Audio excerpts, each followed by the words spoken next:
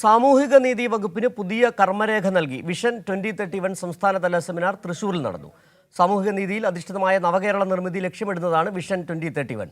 സമൂഹത്തിൽ ഏറ്റവും പരിഗണന അർഹിക്കുന്ന ജനവിഭാഗങ്ങളെ ചേർത്ത് നിർത്തിക്കൊണ്ട് സമഗ്രമായ വികസന മാതൃകകൾ സൃഷ്ടിക്കാനാണ് കേരളം ശ്രമിക്കുന്നതെന്ന് മന്ത്രി ഡോക്ടർ ആർ ബിന്ദു വ്യക്തമാക്കി.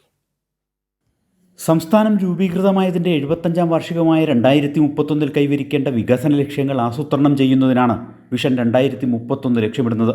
നിലവിലെ പദ്ധതികൾക്ക് പുതിയ ദിശാബോധം നൽകുന്നതിനായി വിവിധ മേഖലകളിലെ വിദഗ്ധരുടെ അഭിപ്രായങ്ങൾ ക്രോഡീകരിച്ച് വികസന രേഖ തയ്യാറാക്കുകയാണ് വകുപ്പ്. ഇതിൻ്റെ ഭാഗമായി 33 മേഖലകളിലായാണ് സെമിനാറുകൾ സംഘടിപ്പിക്കുന്നത്. ഇതിലാദ്യത്തേതാണ് സാമൂഹിക നീതി വകുപ്പിൻ്റെ ആഭിമുഖ്യത്തിൽ തൃശ്ശൂരിൽ നടന്നത്. സമൂഹത്തിൽ ഏറ്റവും പരിഗണന അർഹിക്കുന്ന ജനവിഭാഗങ്ങളെ ചേർത്ത് നിർത്തിക്കൊണ്ട് സമഗ്രമായ വികസന മാതൃകകൾ സൃഷ്ടിക്കാനാണ് കേരളം ശ്രമിക്കുന്നതെന്ന് സെമിനാർ ഉദ്ഘാടനം ചെയ്ത ഉന്നത വിദ്യാഭ്യാസ സാമൂഹിക നീതി വകുപ്പ് മന്ത്രി ഡോക്ടർ ആർ ബിന്ദു വ്യക്തമാക്കി. നമ്മുടെ സംസ്ഥാനത്തിന് 75 വയസ്സ് തികയുന്ന 2031 കേരളം ഏതു വിധത്തിലായിരിക്കണം എന്ന് വിഭാവനം ചെയ്യുന്ന വിഷൻ 2031 സെമിനാറുകൾ 33 വിഷയ മേഖലകളിലായി നമ്മുടെ സംസ്ഥാനത്ത് വിവിധ ജില്ലകളിലായി സംഘടിപ്പിക്കപ്പെടുകയാണ്.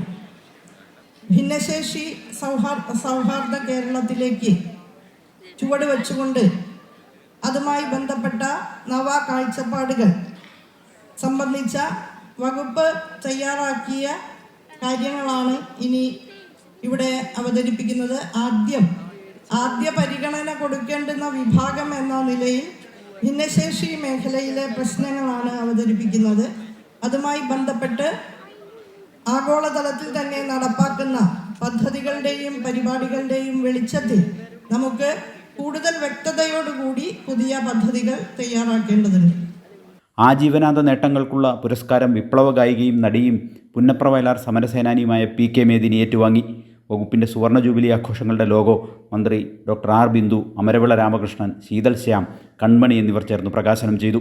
ബൗദ്ധിക വെല്ലുവിളി നേരിടുന്നവർക്കായി നടപ്പാക്കുന്ന അൻപിൻ്റെ എന്ന ക്യാമ്പയിൻ്റെ ലോഗോ പ്രകാശനവും ചടങ്ങിൽ നടന്നു. കൈരളി ന്യൂസ്, തൃശ്ശൂർ.